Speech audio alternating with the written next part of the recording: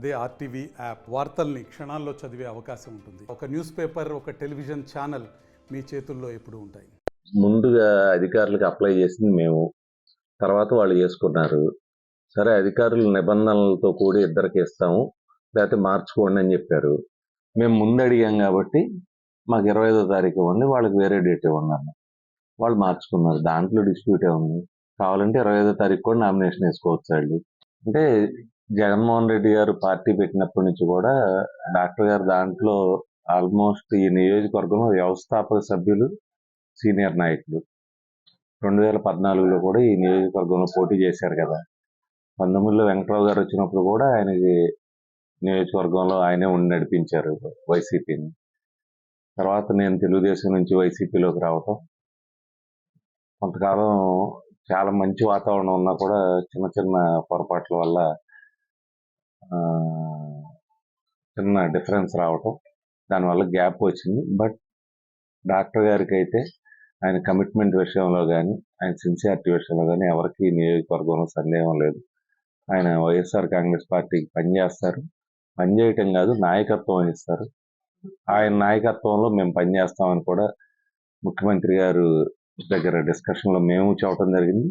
ముఖ్యమంత్రి గారు కూడా ఈ నియోజకవర్గానికి ఆయన్ని లీడ్ చేయమని చెప్పారు. యార్లగడ్డ వెంకట్రావు గారు కలిసినప్పుడు కూడా మమ్మల్ని దుత్తారాజేంద్ర గారు ఆశీర్వదించారు. దుత్తారాజేంద్ర సపోర్ట్ మాకు సోషల్ మీడియాలో కొన్ని పోస్టులు పెట్టుకుని వైరల్ చేస్తారు. జనరల్ గా గుడికి వెళ్తాం, గుడికి వెళ్ళినప్పుడు అందరూ నన్ను ఆశీర్వదించారనుకుంటారు. బట్ రామచంద్రరావు గారు ఏ పార్టీనో ఏంటో అందరికీ తెలుసు కదా. పెద్ద మనిషి కాబట్టి ఎవరైనా ఇంటికి వస్తే రమ్మనొచ్చు, మాట్లాడొచ్చు. కానీ ఆయన party YSR Congress party. YSR Congress party తరఫున అభ్యర్థిగా కూడా ఉన్నారు. వారి పాప కూడా ఉంగుటూరు మండలం జెడ్పీటీసీగా ఉన్నారు.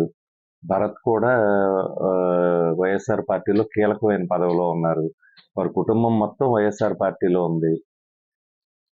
రామచంద్ర గారు కోరుకుంటే ఎక్కడో చోట, అంటే ఆయన ఒప్పుకొని ఉంటే ఆయనకి ఎక్కడో చోట ఎంపీగానో లేకపోతే ఇదో పార్టీ కూడా అకామిడేట్ చేసేది.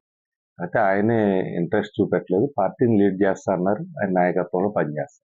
గన్నవరం నియోజకవర్గంలో టీడీపీ జెండా ఎగరవేసి భువనేశ్వరంకు విక్రయిస్తానని శబ్దాలు చేస్తారు. అసెంబ్లీలో ఇవన్నీ వంకల్లే కానీ చాలా మందిని చూసాం. ఎట్లా కాళ్ళని, ఉడతూపు గాళ్ళని, తొండమొహం వాళ్ళని చాలా మందిని చూసాం. కానీ నేను రాజకీయాల్లోకి వచ్చి 20 సంవత్సరాలు అయింది. 20 సంవత్సరాల్లో డకోటా గాళ్ళు, బూట్ లెగ్గర్స్ ఇట్లా రాని చాలా మందిని చూశాను కదా. స్ట్రీట్ రౌడీలు, స్టేట్ రౌడీలు వీళ్ళందరూ మా చేతిలో అయిపోయినాళ్ళే. ఇప్పుడు కొత్తగా వచ్చి ఎవడో చెబుతూ ఉంటాడు. వీళ్ళందరూ స్థాయి ఉందా, వార్డుకి గెలిచారా, ఏ ఎన్నిక పోటీ చేశారు, ఏ ఊళ్ళో పని చేశారు, కరోనా అప్పుడు ఇందులో ఒక్కడన్నా కనపడ్డా, లేకపోతే ఈ పోలవరం కుడికాలం మీద మేము మోటార్లు పెట్టాం, అవి తీసేయమని ఎలక్షన్ కమిషన్ కంప్లైంట్ చేశారు, లేకపోతే ఈ గ్రామాలన్నింటిలో రోడ్లు ఎవడో వేసాడు, నేను వేసాను, నా డబ్బుతో వేసాను. 20 ఏళ్ళ నుంచి మేము చారిటబుల్ ట్రస్ట్ నడుపుతున్నాం. విజయవాడలో పోటీ చేసినా కూడా, విజయవాడలో ఓడిపోయినా కూడా పార్లమెంట్కి నేను ఎప్పుడు కూడా నియోజకవర్గం వదిలేసి పారిపోలేదు, ఆఫీస్ తీసేసి పారిపోలేదు. ఆఫీస్ లేనాళ్ళు, ఇల్లు లేనాళ్ళు, గన్నవరం నియోజకవర్గానికి కాని వాళ్ళు ఎక్కడెక్కడి నుంచో వచ్చి మాట్లాడితే అండమాన్ నుంచి, అమెరికా నుంచి వచ్చామని చెప్పి ఈ తొండగుడ్డాళ్ళు అంతా మాట్లాడితే వాళ్ళకి ఏం సమాధానం చెప్పాలి మేము? ఎవరిని లేలే, ఎవరు వేధించలే. శ్రీనివాసరెడ్డి నాకు మంచి ఫ్రెండ్, ఆవిడ కూడా తెలుసు.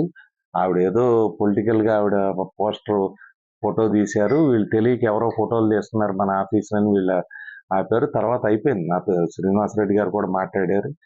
వీళ్ళ తెలియదు కాబోలు ఆ విషయం అంతా.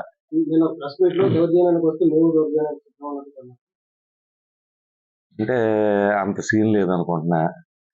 అరిచే కుక్కకు అరవదు, కరిచే కుక్క అరవదు. ఇవన్నీ కూడా మొత్తం బోచిమొహాలు. 50,000 మెజార్టీతో ఆల్రెడీ మీరు గెలిచేసినట్టే వైసీపీ ఖాళీ అయిపోద్ది గన్నవరం కాలేజీ అని చెప్పి నేను 2006లో రాజకీయాల్లోకి వచ్చా. 2014 వరకు ప్రతిపక్షంలోనే ఉన్నా. 8-9 సంవత్సరాలు ప్రతిపక్ష పార్టీలో పనిచేశా. పార్లమెంటుకి నేను రాజగోపాల్ గారి మీద పోటీ చేశా.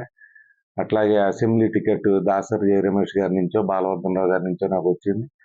తర్వాత విజయవాడ టౌన్ పార్టీ ప్రెసిడెంట్గా అనేక రకాలుగా పనిచేసాం. పనిచేసినప్పుడు కూడా నేను ఎప్పుడు గన్నవరం వదిలేసి వెళ్ళిపోలే. ఎన్నికలకు ముందు 6 నెలల ముందు వచ్చి మంగమ్మ శపథాలు చేసి ఊరికే తొడగొట్టాలు, మీసం తిప్పటాలు.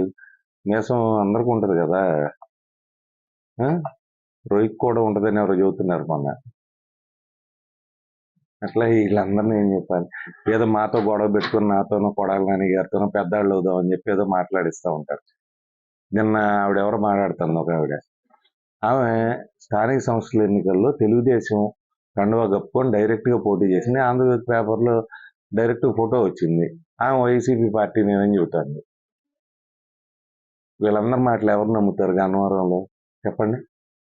వాళ్ళని వేసుకొని తిరిగి సంక్రాంతికి ఓ రకంగా, దసరాకు ఓ రకంగా, దీపావళికి ఓ రకంగా ఈ డూడు బసవన్నలు, పెనమలూరు, గన్నవరం, అమెరికా, అండమాన్, ఆస్ట్రేలియా, వీళ్ళ వల్ల ఏమన్నా వస్తుందా నియోజకవర్గానికి? నేను ఇప్పుడు ఈ నియోజకవర్గంలో వికేఆర్ కాలేజ్ విద్యార్థులు చదువుకోవడానికి చాలా సంవత్సరాలు సహాయం చేశా. వాళ్ళకు బస్సు పెట్టా, వాళ్ళ ఫీజులు కట్టా, అనేక కాలేజీల్లో పిల్లలకి ఫీజులు కట్టా. కరోనా అప్పుడు నేను నిలబడి పిన్నమనేని హాస్పిటల్కో గవర్నమెంట్ హాస్పిటల్కో సిలిండర్లు ఇచ్చా. ఎప్పుడు ఏ అవసరం వచ్చినా మేము నిలబడ్డాం.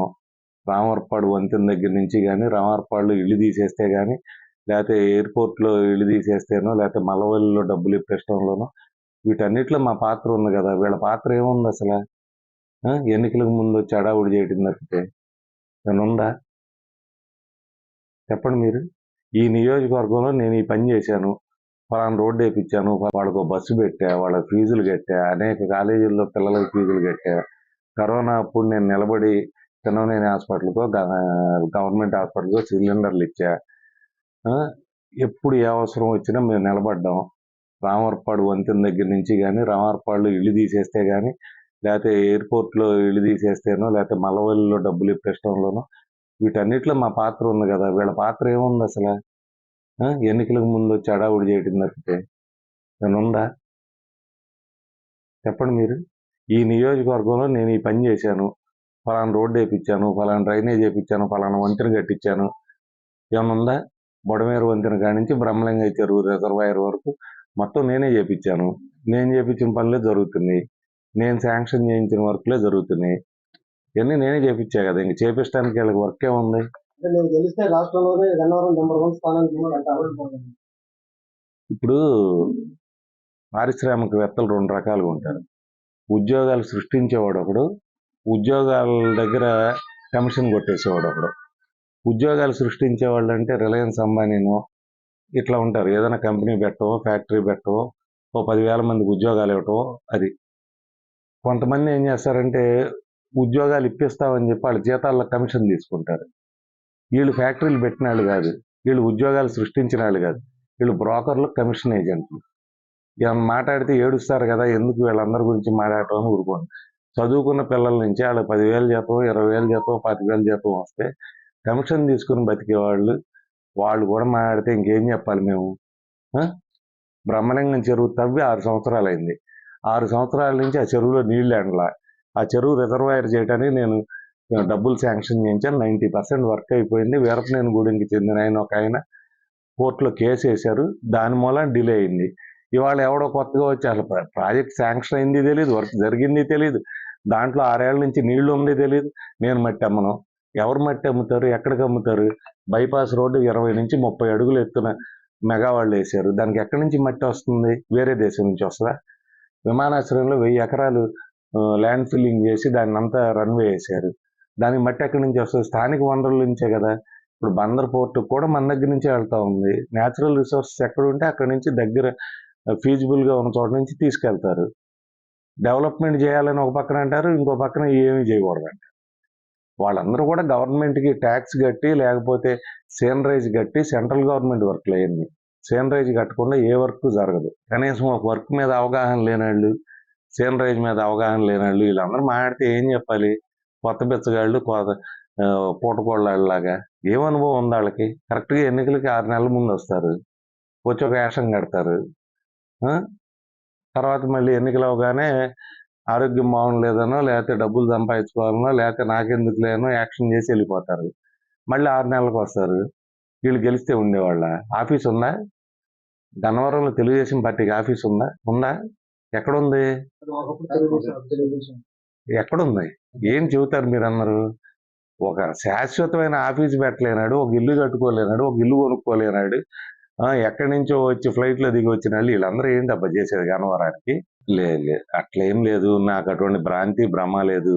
నాకన్నా ముందు గన్నవరం నియోజకవర్గంలో ఎమ్మెల్యేలుగా అయ్యి ఉన్నాళ్ళు మూల్పూరి రత్నబోస్ గారు, ముసునూరు రత్నబోస్ గారు, లేకపోతే మూల్పూరి బాలకృష్ణ గారు, రామ్మోహన్ గారు, లేకపోతే ముద్రబోయిన వెంకటేశ్వరరావు గారు, బాలవర్మ గారు 5 బతికున్నారు. నేను 6వ వాడిని. కాబట్టి అటువంటి భ్రాంతి భ్రమం లేదు. అట్లాగే పార్లమెంటుకు కూడా 5-6 ఎంపీలు గెలిచిన వాళ్ళు ఇప్పటికీ ఉన్నారు మాజీల కింద. ఈ ఊరికి మొదలు చివర అని, ఈ ఊళ్ళో నేను లేకపోతే ధర్నాలు చేశారు, నన్ను రమ్మని పిలిచారు, ఏళ్ళలాగా ఈ సొల్లు కబుర్లు చెప్పుకునే పనేం లేదు. గన్నవరానికి మొదలు చివర ఏం కాదు. బట్ ఉన్నంత వరకు పని చేసి పెడతాం. ఏళ్ళలాగా బోగస్ మాటలు చెప్పడం, పారిపోవటం, ఎండ ఉందని చెప్పి ఏసీ ఫంక్షన్ హాల్లో మీటింగులు పెట్టుకోవటం, రోడ్డు మీద కనపడకుండా ఊరికి ఆళ్ళని పంపి 4 పాంప్లెట్లు పంచటం, ఇది కాదు. డాక్టర్ గారు చేస్తారు. రేపు నాకు తెలిసి నామినేషన్ రోజు నుంచి ఆయన చేస్తారు. బ్లెస్ చేశారు ఆయన, ఇబ్బంది ఏం లేదు. నేను కూడా అన్కండిషనల్గా అపాలజీ చెప్పాను. నా వయసు రీత్యా నేను కూడా ఏమైనా పొరపాటు జరిగిందా నేను మాట్లాడి ఉండకూడదు. గబాలను నేను కూడా స్పీడ్గా మాట్లాడాను. నేను ఆయనకి అన్కండిషనల్ అపాలజీ చెప్పాను. దానికి బైండ్ ఓవర్ అయ్యాను. సో మా ఇద్దరి మధ్య ఇష్యూస్ ఏం లేవు. ఆయన నాయకత్వంలో పనిచేస్తాను ముఖ్యమంత్రి గారు చెప్పారు. ముఖ్యమంత్రి గారు కూడా చెప్పారు, ఆయన లీడర్షిప్లో పనిచేయండి, సీనియర్ లీడర్ ఆయన అని చెప్పారు. ఈ నియోజకవర్గానికి సమన్వయకర్తలాగా పనిచేస్తారని కూడా ముఖ్యమంత్రి గారు చెప్పారు. భరత్ బాబుకి కూడా చెప్పారు.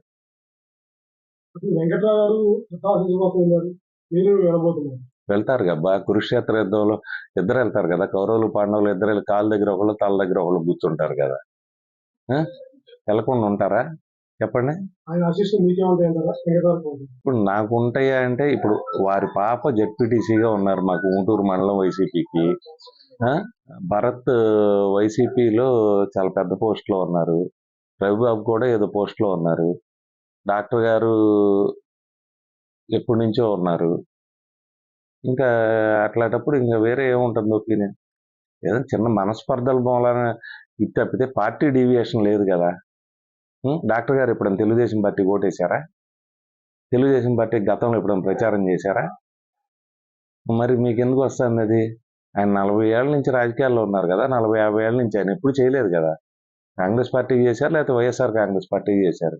ఫస్ట్ నుంచి కూడా యాంటీ తెలుగుదేశం ప్లాట్ఫామ్ అది. నేను తెలుగుదేశంలో ఉన్నప్పుడు కూడా యాంటీ తెలుగుదేశం ప్లాట్ఫామ్ మీదే ఉన్నారు ఆయన. ఆయన విషయంలో ఆయన సిన్సియారిటీను, ఇంటిగ్రిటీను, పార్టీ విషయంలో డౌట్ పడాల్సిన అవసరం లేదు. ఇవన్నీ ఏంటంటే ఊరికే కన్ఫ్యూజన్ క్రియేట్ చేయడానికి. ఇప్పుడు తెలుగుదేశం వాళ్ళు 50,000తో గెలుస్తాం, 70,000తో గెలుస్తాం, 30,000తో గెలుస్తాం అనే వాళ్ళకి డాక్టర్ గారి సపోర్ట్ ఎందుకు? ఎవరున్నా లేకపోయినా 50,000 వస్తాయి కదా, వాళ్ళు చెబుతున్నారు కదా. వైసీపీ డిపాజిట్లు రావని, గన్నవరం ఖాళీ అయిపోద్దని చెప్పే వాళ్ళకి వాళ్ళే బాగుబలి అయినప్పుడు ఇంకొకళ్ళు ఎందుకు సపోర్ట్? అవునా? మరి ఈ ఊళ్ళల్లో డబ్బులు ఇచ్చి చేర్చుకోవటం లేకపోతే ఇవన్నీ చేసేటప్పుడు మీకు అర్థమవుతాను కదా, ఇదంతా షో నడుస్తుంది ఊరికే అని. కాకపోతే కార్పొరేట్ షోకిను యాక్చువల్ దానికి తేడా ఉంటుంది. ఈ షో పోయిన ఎలక్షన్ ముందు కూడా నడిపారు. కాటూరు చెరుకు కొట్టుడాలని, నిలవ కూలీలని వీళ్ళందరినీ తీసుకొచ్చి వాళ్ళకి కండవాలేసి ఆ ఊళ్ళో ఊగిపోయింది, ఈ ఊళ్ళో ఊగిపోయిందని. చివరికి ఏం ఊగిందో తెలిసింది కదా. ఇప్పుడు కూడా అంతే. నమస్తే అండి. ఇది వ్యాపారం గురించి కాదు, ఓటు గురించి. ఎన్నికల్లో ఓటు వేయడం మన హక్కు మాత్రమే కాదు, కర్తవ్యం. ఎంతో మంది మహా నేతలు శ్రమించి ప్రాణత్యాగం చేసి ఈ అవకాశాన్ని మనకిప్పించారు. అందరూ ఓటు వేద్దాం. ఎందుకంటే ఓటు హక్కు ఊరికే రాదు. నా ఓటు ఎవరికో తెలుసా? అది సీక్రెట్ అండి.